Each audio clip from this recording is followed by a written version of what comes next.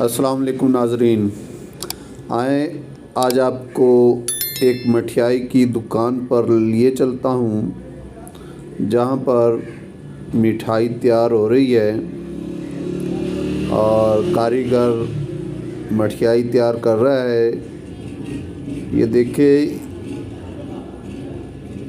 ये एक खजूर नामी मठियाई है जो ये कारीगर तैयार कर रहा है और फिर इसने इसे तेल में डाला है घी में पकने के लिए, फिर इसे चीनी के शीरे में डालकर इसे मीठा करता है।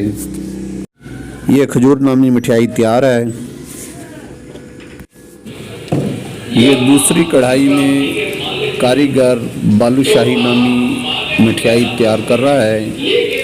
इसने तेल में ये बालूशाहियाँ डाली हैं जो कि पहले इसने कच्ची तैयार की हैं। अब ये तलाई होकर फिर इसे ये मीठे में डालेगा।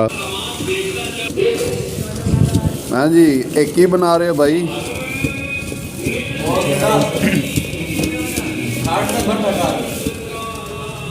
एक ही बनाया है? रोड़ी मिठाई। तेन हला क्यों रहे हो?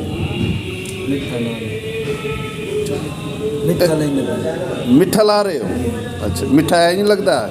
चास बना के? अच्छा, बड़ी गल है। बनी पई है? वाह जी।